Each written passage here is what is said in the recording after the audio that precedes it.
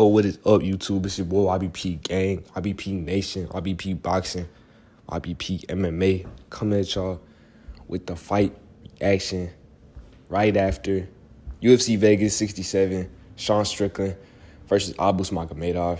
And I'm gonna just one take this, man. This is a beautiful card of the year, probably. I mean, this is an overreaction, obviously, but I can't really think of a card that was, at least this year, that left me like, wow. I got to go back and like think about it, but just not in recent memory. You know, we've got a kind of like duds of cards. Cards didn't really like live up to their potential per se. This card, I mean, tons of finishes, tons of prospects coming out. It had the upsets, the underdogs coming out to win. I have so much to talk about this card, but I'm gonna try to speed through it just so y'all can get a gist of like if y'all missed some of the fights or didn't see some of them, just try to give y'all a gist of what happened. Main event, Sean Strickland versus Magomedov. Honestly, I mean, I know in my prediction video I picked Magomedov. My initial thought when this fight got booked, Sean Strickland by decision.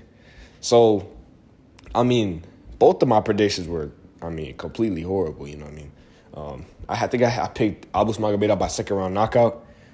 I thought there was no way in heck, bro, that Sean Strickland would be able to knock out anyone, you know?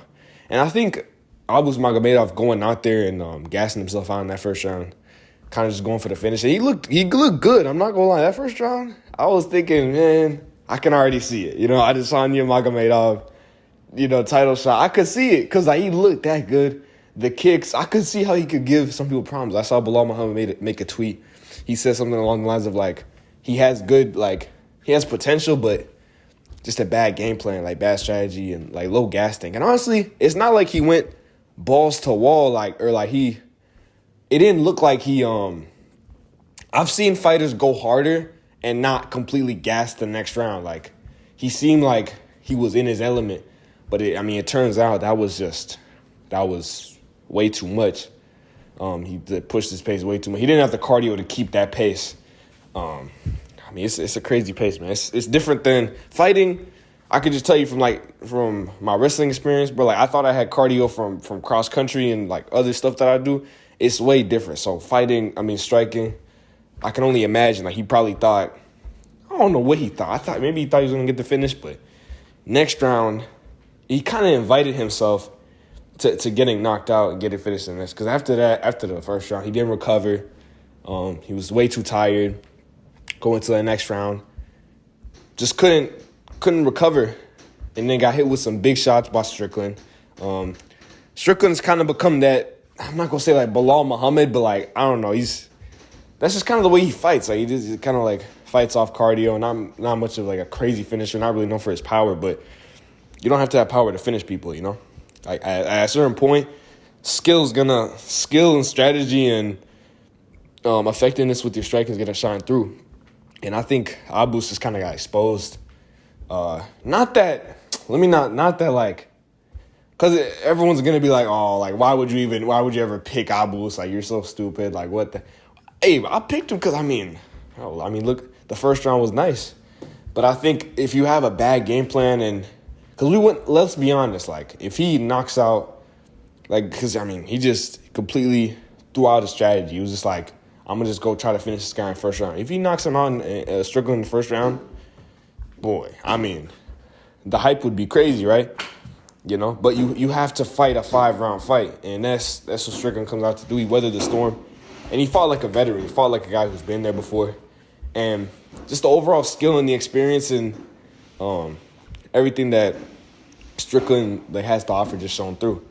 You know, at some point, even though he's not necessarily a knockout artist, there's levels, and Strickland showed that with his second-round knockout of Magomedov.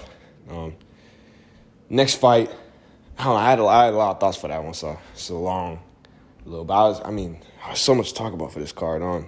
Next fight, what was the co-main event? Let me see. That's an amazing fight too. Okay, it was Grant Dawson versus Denis Magulov. Let me pull this up, so I'm not like wasting y'all's time. Okay. Man, what a beautiful performance by Grant Dawson.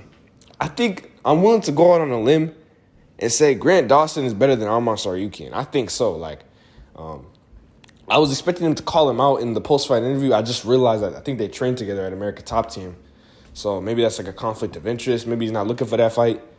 But, bro, I mean, just, I don't know. It's hard to say because, like, you know, styles make fights and all this stuff. But if you look at, even with the styles and all that stuff, just look at purely like how did they both do against Demir Ismagulov. I mean, Arman was like, he had him on his back too. I just feel like Grant Dawson's performance was way more dominant. He got the back quicker, had so much control time. It was just a beautiful performance. Now, granted, I feel like Arman did provide a blueprint on how to beat a guy like a guy like Demir Ismagulov, but still to go out there and like actually do it. It's one thing to game plan on someone and figure out like how to beat someone, but to actually go out there and actually do it is, you know, it's amazing. And that's what he did, you know. No, man, I mean, I got to give him credit, man. It was a dominant performance. I was genuinely shocked. I was just sitting there and I was like, what did I just watch, you know? Demir Ismagulov, I've been pretty high on him. I thought his takedown defense would hold up, but and I just thought Arman and Grant Dawson weren't comparable in the wrestling department, but turns out that Dawson's on that level when it comes to the wrestling. The striking, too, he didn't look too bad. Like, Demir was catching him with some shots, so he has to work on that a little bit, but his striking looked formidable. That's something, you know, he could work on and get better, so love that fight. Great performance for Grant Dawson. Next up, like I said, I want to see him against Strickland. I think that would be a great fight, but probably something like a Tony Ferguson. That would be pretty cool. Yeah, he said a big name or a big rank. Why not? Yeah, I think Tony Ferguson, that's a bit of a, that fight's never going to happen, but, you know, why not? If you're calling out guys, Tony Ferguson, Paddy Pimblett, something like that, and a big name in the division. But yeah, let's see him against Arman Tsarukyan. In a perfect world, like Arman, maybe like Gamrot. Yeah, that'd be pretty cool. Coco main event. This video is going to be long. Okay. Max Griffin versus Michael Morales. Great performance by Michael Morales, pretty much. Max Griffin, I thought, edged the first round. Second and third round, Michael Morales got that pretty dominant. He was showboating in there. He was having fun, doing his thing. I love the striking, good takedown defense. He got taken down, I think, once in the fight. But overall, it was good takedown defense. Good stuff there. There's a lot of potential for the kid. I mean, people forget he's only 24 years old. He's young, good prospect. He got the tattoos, got the look, got the fresh cut.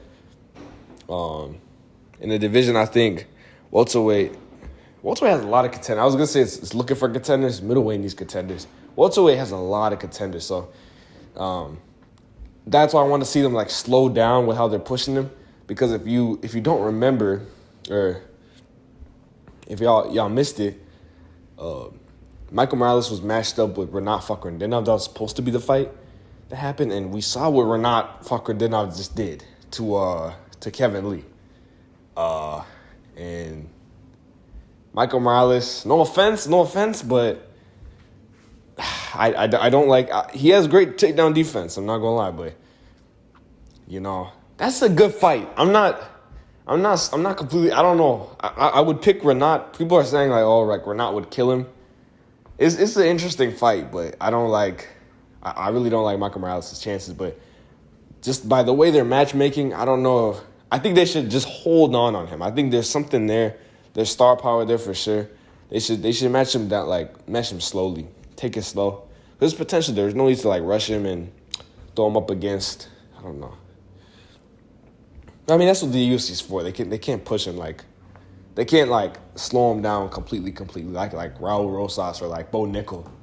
Maybe they don't value him that much. And you know he's going to want the biggest and baddest fight, so I guess we'll see. But if I was Michael Morales, I would take it slow. I would, like, let myself develop, you know. And then just from there, man, just, like, keep piling up those wins and then get those get the ranked fights later on, and just take it slow. Be strategic about it, like the Ian Gary style, O'Malley style. Just do that. But a lot of potential on our hands with that kid. Big future for him. Can't wait to see what he does in the welterweight division. So, shout out to Michael Morales. Next fight, Arian Lipski, Melissa Gatto. I don't know. I don't really have much to say, honestly, about the fight. It was an alright fight. It's okay. All right, I'm not even gonna lie. I was switching back and forth between WWE Money in the Bank. Low key, big WWE fan. I had to turn it off though. I had to turn it off because I was watching the Renat fight. I think I caught a little bit of the this fight, the Lipski and Gatto fight, but not too much of it. I don't know. I know it was a controversial decision that happened in the fight, but I don't really know exactly what happened. So I don't really got much to say. I know Gatto first couple rounds, first 2 rounds, she had those in the bank. I disagree with the score. I thought Gatto won, to be honest, from what I saw. But it's hard for me to really comment on the fight too much. But decent showing, I guess, from both girls. Probably go back and watch it. Upset. Next fight, Ishmael Bonfim versus Benoit Saint-Denis. For this fight, man, good fight.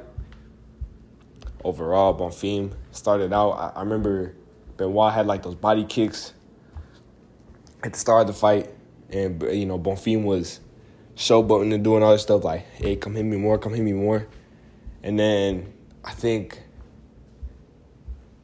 Benoit, what did he do? He just kept kicking him. He just kept kicking him, and then eventually he got that back and just submitted him just like that. Or he took him down, submitted him, did all that stuff. I'm a little disappointed, to be honest, in Bonfim. I thought he was something more, but I mean that's what happens. You get a crazy knockout against a guy like McKinney. Benoit just showed levels. I mean, yeah, Bonfim, that was coming in with a lot of hype. I honestly thought I don't know. I didn't see that from Benoit because Benoit's a hittable guy. You know what I mean? Very hittable on the feet. I thought maybe Bonfim would be able to catch him, and he still is. I didn't see any defensive changes from him that would tell me otherwise.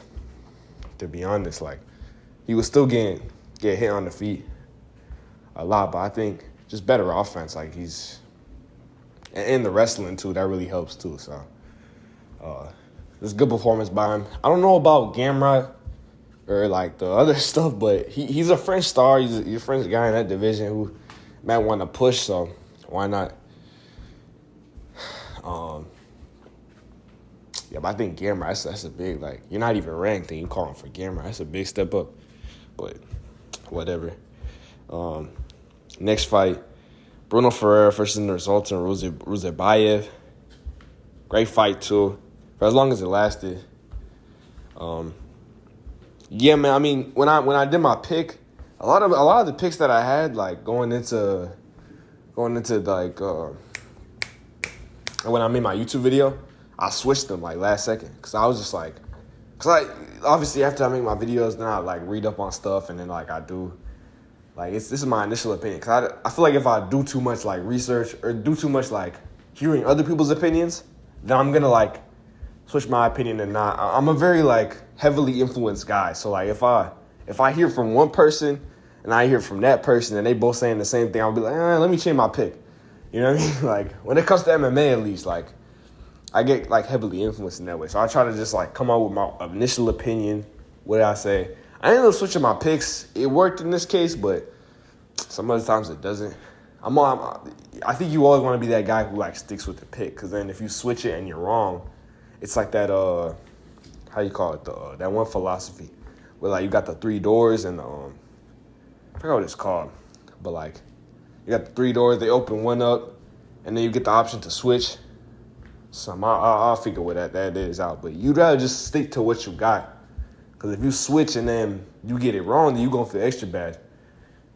So that's just me. But I'm rambling. The results in Ruziboev.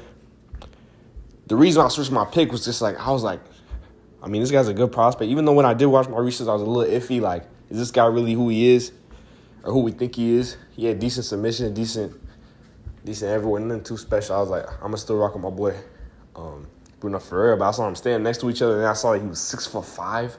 That was something I completely missed when I was, like, looking through them. I was like, nah, like, this is too much, man. Like, he got, like, I don't know about this, man. And, I mean, he ended up getting the knockout, man. The height proved to be a little too much, the range. That's, honestly, man, at middleweight, I mean, he's taller than, so they say he's the tallest active UFC middleweight. In a division where they need, like, contenders. I'm not sure.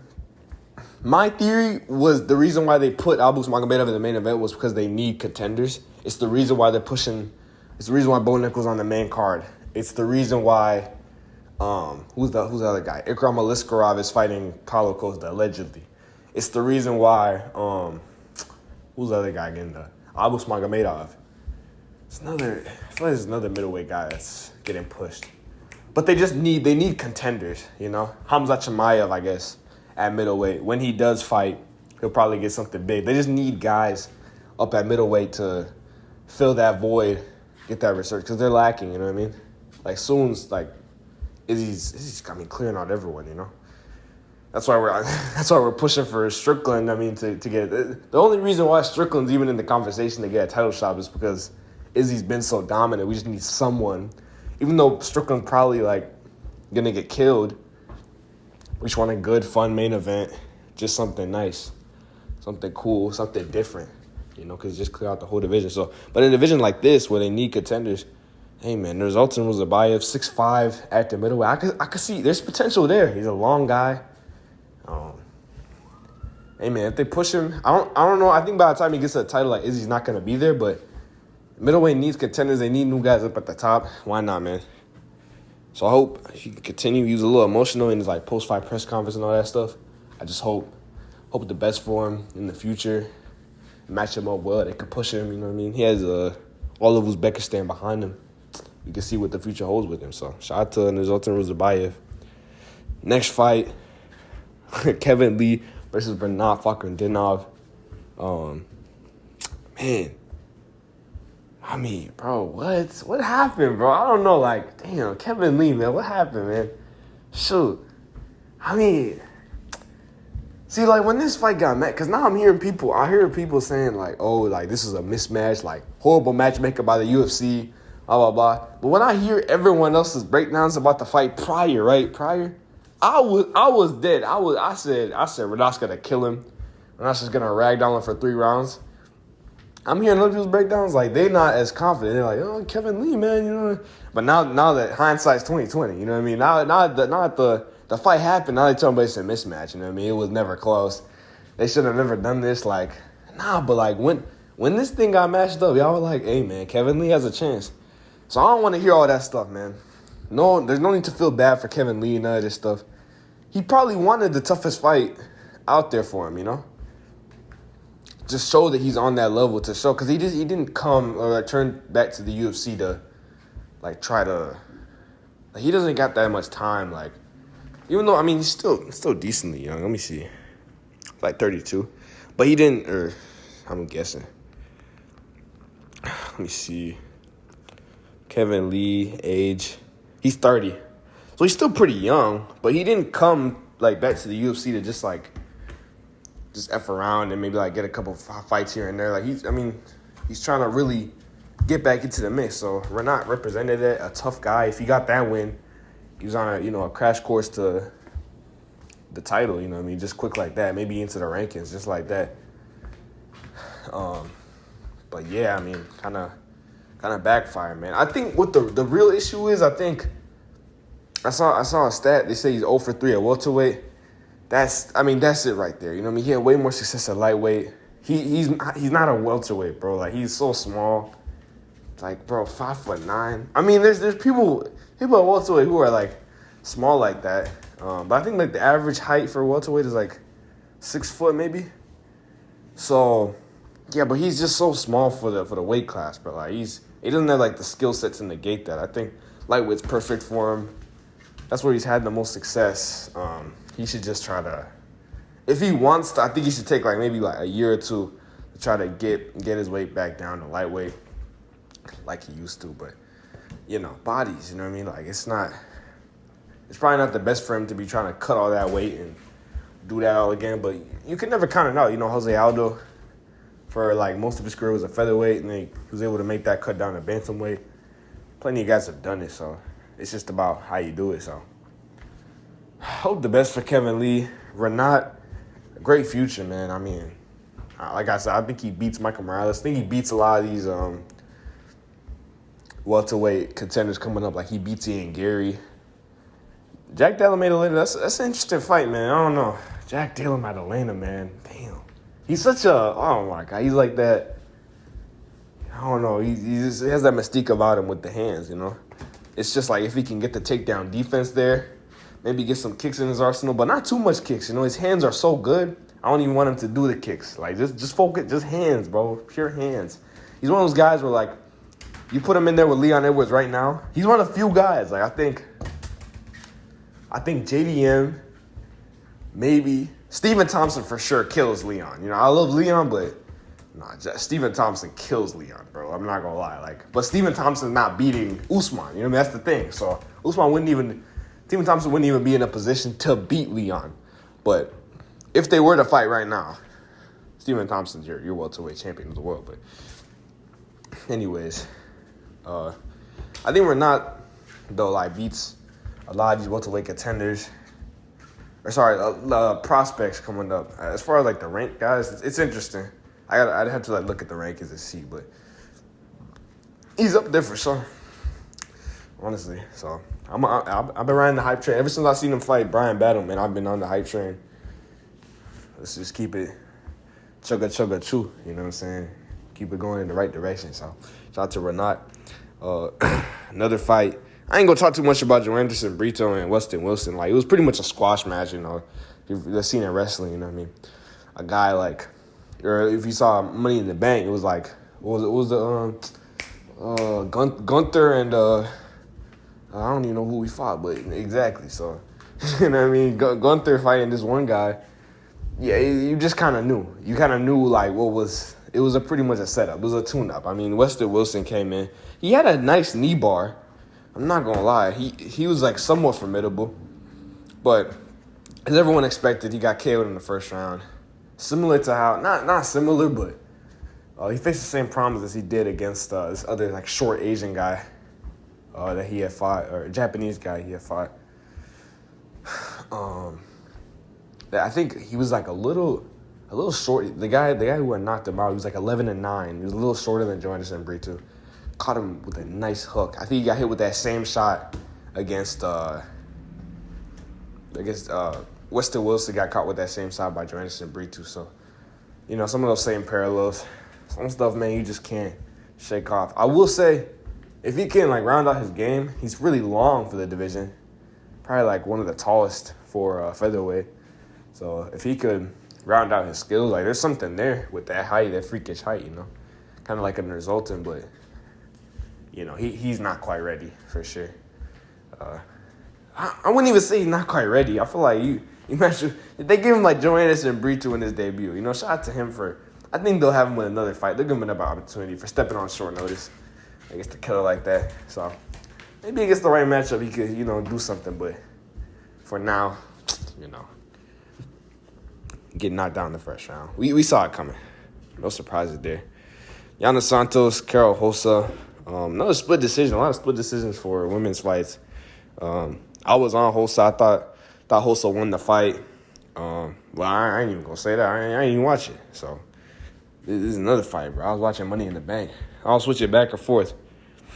I think the fight started, and I switched back to Money in the Bank. The best part. Shout out to the Usos, getting the job done. But I picked Hossa though in my breakdown. She got the job done. I think the broadcast, the Minty Bet, she picked her too. So she probably got a good future. Yana Santos, she seems like she's a little bit out the door with her. I think she's getting ready to have a kid. She just got married to Thiago Santos, getting a little older in age. I don't know. Seems like she's trying to And then this is like a big step down competition because she had just fought Renee Aldana and then Holly Holm, and now she's fighting Carol Rosa. So I think she might be calling it quits soon. We'll see though. Decent performance by Carol Rosa. Lightweight bout. Guram Kutateladze, Elvis Brener. There's so many storylines, so much to talk about with this card. Like honestly, I wish I could like talk about each one, like give them their own justice. Like each one of these fights honestly deserves its own video. You know, I love talking. You know what I mean? But I'm giving y'all the live reaction. This is like purely, you know what I'm saying, off the dome. No edits. You know what I mean? No cuts. Because if I did some cuts or if I did some edits, it probably take some time to like get out. You know what I'm saying? When I just like put it out immediately, it gets like decent views. You know what I'm saying? We're trying to grow the channel a little bit. So, amen. What's the next fight? Oh yeah, Guram Kutateladze, Elvis Brener. Like I said, this deserves its own video, man. What happened, bro? We have to really dissect like what exactly happened with Guram Kutateladze, man. What in the world? Oh my gosh. First of all, fight of the night. Let me not say that. Let me see. What was fight of the night? I'm gonna get to that. But Guram Kutateladze, man, Elvis Brener, bro. What, bro? Just okay. I got so many questions, bro. Cause Guram, bro, I was so sure Guram was him. Like he was that next guy up at lightweight. He was that you know what I'm saying, that dark horse at lightweight. Cause he had that great fight with Demir. I think we have to stop. This is, you know, cause Lucas, I ain't gonna lie, I be watching Lucas Tracy MMA. Shout out to the boy Lucas. You know, Lucas has some crazy takes. Cause he was like talking so much stuff about Renat, just hating on him for no reason, like saying like, oh, he's a bear hugger. That was some wild stuff, man. That's unforgivable, to be honest. But you know, he did what he was right about. He was right about Guram. I'm not gonna lie, he was right about that, because I think we look too much into people having close fights, and because Guram is associated with the Hamza, the block asset, and all this stuff, he's like Eastern European, I think. Yeah, he's like Russian, I think. And then Demir is from Kazakhstan, I think. We look into these fighters, they have close fights, and they're like, oh, they're the future, you know. But, I mean, we see these close competitive fights. I'm not going to lie, their fight did look competitive, but we can't read into, like, these close competitive fights too much. You know, at the end of the day, these two guys, let them prove against higher competition. We can't look, I think we look too much into Guram, and we're like, you know, I mean, look at where Demir is now, you know. It's crazy, like how stuff can change so quick, you know. We're not too far removed from when we thought Demir and Guram Kutateladze would be the future of the division when they had that close fight. I forgot when, but that close fight, they looked like future champions with the technical stuff that they were doing. And now, Guram Kutateladze, I mean, what happened, bro? Like, Elvis pretty much just made him quit, you know. I'm talking a lot about Guram Kutateladze in this case. I feel like I'm not giving Elvis Brener like enough credit for what he did, because he walked through the storm, you know what I mean, in that fight. I'm trying to see what I saw the judges' scorecards. They had like 2018 going to the third. I thought it would have at least been like maybe like 1-1 probably. I don't know about 2-0. Like that's a little. You know what I mean? Because Elvis was coming on in the especially in that second round. You know what I mean? But all three scorecards going into that third round. So all Guram had to do was just survive, and he would have edged it out 29-28. Another controversial decision, probably would have won his way. Where in other cases, you know, the Gamrot fight was close. Demir, I thought, lost the fight when they fought, but. Yeah, man, I mean, Elvis Brener the elbows that he was, and I'm not going to lie, like, Guram looked pretty decent in this fight, but it was just a shock. Like, I think it's more, I don't even know what to say about the fight, man. I'm just shocked, you know. I just thought, I think it's more of Elvis impressing me than Guram disappointing me, I feel like. Yeah, I think I got to give more credit to, like, Elvis more in this case. I think Elvis is way better than everyone thought. Do I think there's still potential there with Guram? Oh, for sure. But part of it, too, could be it being on short notice. Maybe Guram underestimated him. But, yeah, I mean, Elvis pretty much just made Guram quit, man. Walked him down, kept coming forward, constant pressure. Yeah, man. And just, I mean, it was a shocking when that happened, man. That's a new one, man. I mean, them Oliviera boys, man, the boys who trade at, is that Shuto box or whatever? I'm just pressed with Brener, really. It's not really. Shout out to kutateladze. He still did his thing out there. Bloody. Probably, honestly, I'd probably say, I got to look at all the fights again. I'll tell you all my fight of the night, but yeah, man. Crazy stuff, man. I mean, this is what I mean, though. Like, this is why this card was what it was, you know what I mean? With these type of fights, these type of finishes going on, underdogs coming up. Like, this really made the card. I mean, just a beautiful, from start to finish, man. Start to finish, you know? Shoot. Shout out to Brener, man. I don't know what you do with a guy like Brener. I think, yeah, take some time off, bro. Like, get that man. It's just, it's crazy. And this is all in the lightweight division, man. It's just so many killers. I'm trying to see, like, just on this card, right, we had Elvis Brener, kutateladze, bonfim, St. Denis, magomedov, dawson. Like, there's so many killers. And this is just on this card. You know, all these guys are just crazy killers, you know? Man, I don't know. I don't know what to do with Brener, man. I don't know what to do with kutateladze. It's so much to talk about. But yeah, next fight, Ivana Petrovic versus Luana Carolina. I think, yeah, Ivana, she got some good takedowns in the fight. Good submission attempts in there. But yeah, Luana's like veteran shit and good striking out there. You know, just showing her experience in there to win the fight. Go out there, just have a great performance like she did. Not too much to talk about. I mean, I think Ivana, this is like too big of a step up for her. Like, she was on the regional scene. Even though she was undefeated, she had good submissions and stuff. I think she's on that level, but I feel like if you can't beat Luana Carolina, like, let me not say that. Like, Luana Carolina is a pretty decent opponent. Like, she's pretty tough. So let me not say, like, if you can't beat her, then you shouldn't be in the UFC. Like, there's worse girls out there, I'm saying. But maybe if you can't beat Luana Carolina, maybe you're not all that. Maybe, let me put it like that. Maybe you're not, like, all that. Like, you know, she was coming with, like, a decent amount of hype, I'm guessing, you know, coming off Aries FC. She was, like, the champion over there. 6-0, undefeated. A lot of finishes. So, hey, man, I say just, you know, just keep working on the skills and hopefully, you know, get right back in that spot for sure. But shout out to Luana Carolina. She's a veteran. This is like, now she's 4-3. She's like pretty much like a 500 fighter prior to this. So she gets a little bit over the hump. Just, you know, she treats the UFC like a job, kind of like some people, you know, just staying in there, keeping the fights. I respect people like her. So shout out to her. And then last fight on the card, probably, I mean, that's what I'm saying. There's so much to talk about, like, this, because this is going to go under the radar, man. I mean, Romanov, shout out to Romanov, man. I mean, you know, I think a lot of people were down on him after the Volkov fight, you know. I mean, so first of all, to show up, like, so overweight, you know, show up at 264 pounds.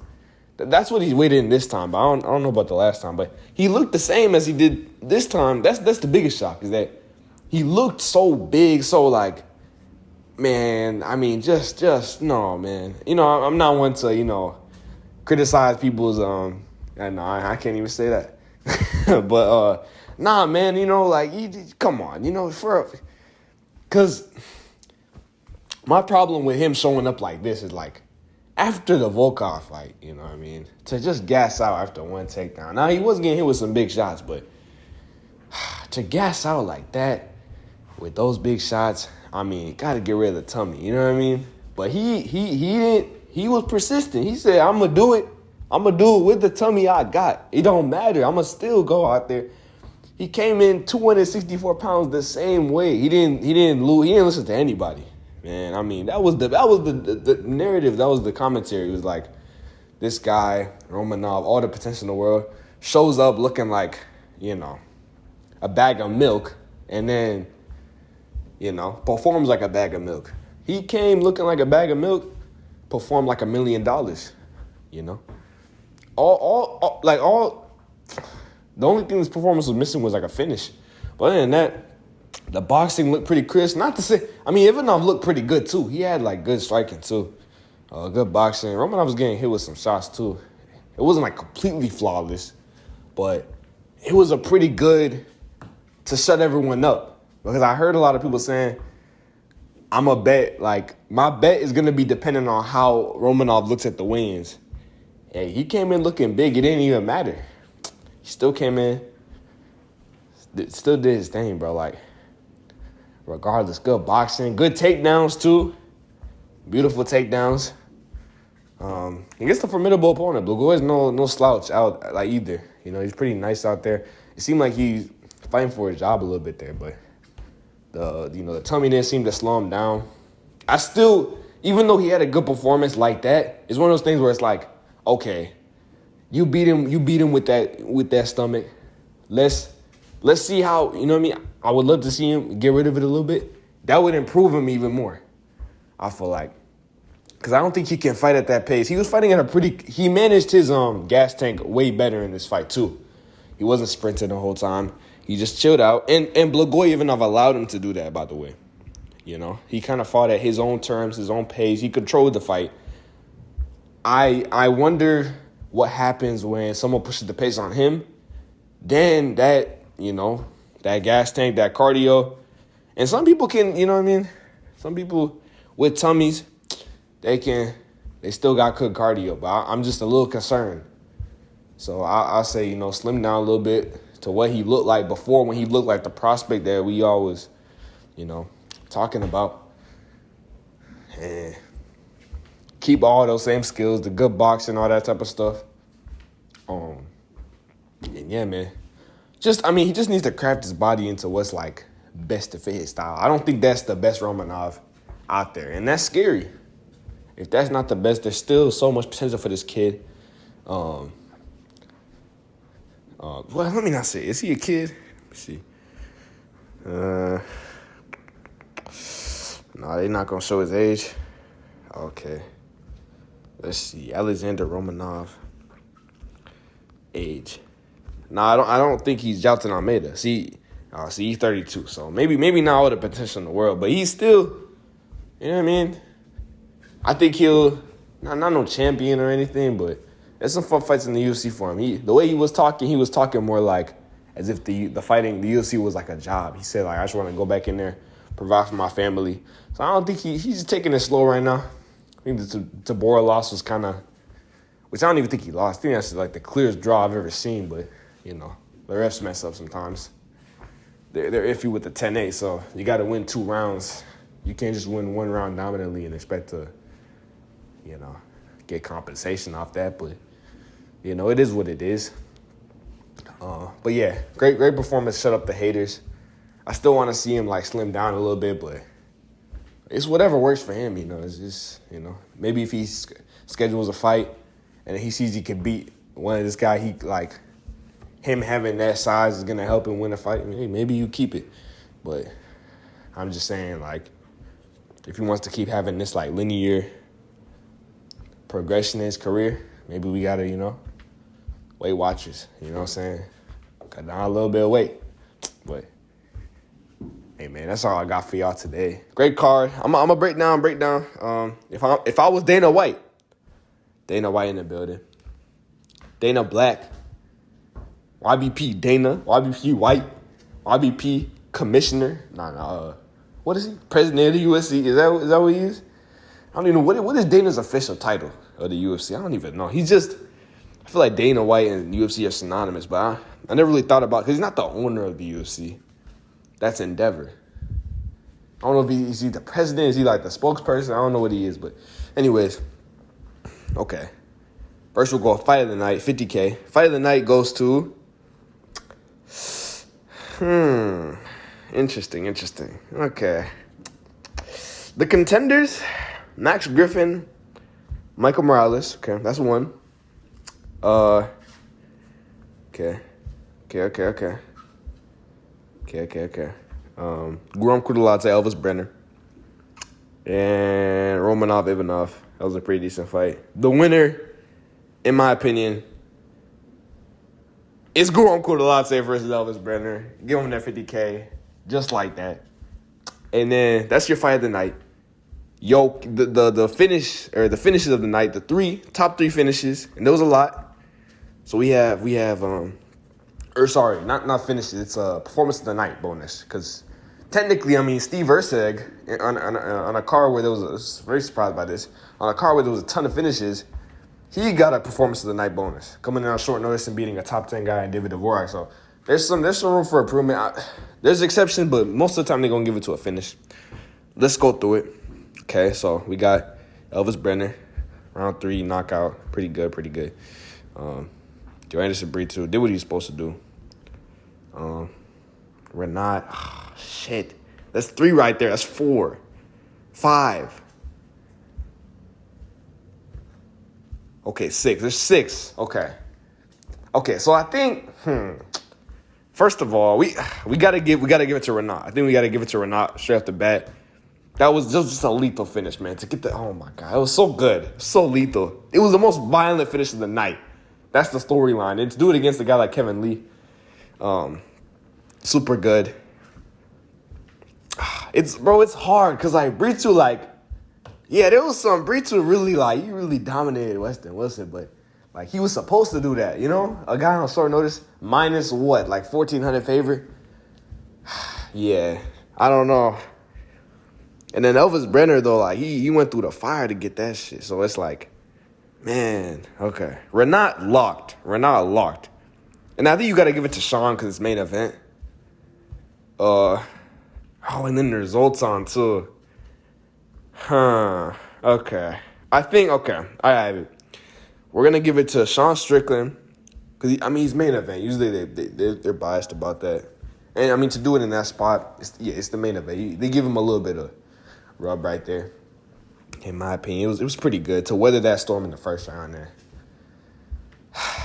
Honestly, if I was Dana White, I'd just give it to all of them. Or I would just do something where it's like, if you get a finish, you get 50K. But, okay. Performance of the night bonuses, I got to give it to Strickland. I got to give it to fahkretdinov. In that last spot, we're going to give it to... Okay. It's a tough one, but... Bro, I think, Damn.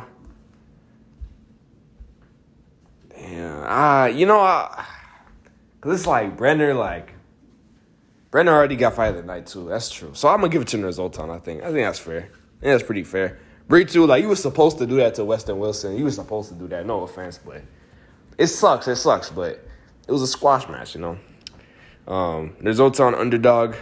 Knocked out a guy with that much power. Just a great performance by him. So those are my 3. My fight of the night is Kutateladze, Elvis Brener. And then performance of the night bonus goes to fahkretdinov, Kevin Lee, Zoltan Ruziboev, Bruno Ferreira, and Sean Strickland. Sean Strickland knocking out Magomedov. Zoltan Ruziboev knocking out Bruno Ferreira. And then fahkretdinov submitting Kevin Lee. That's all I really got for y'all. It's a long video. I'm guessing it's probably like 40 minutes. I ain't even check, but hey, man, putting out the content for the people. My full review of the whole card. Beautiful card. Had a lot to talk about. That's all I really got for y'all today. Leave a like on the video. Subscribe. Peace out, most guys. You already know what it is.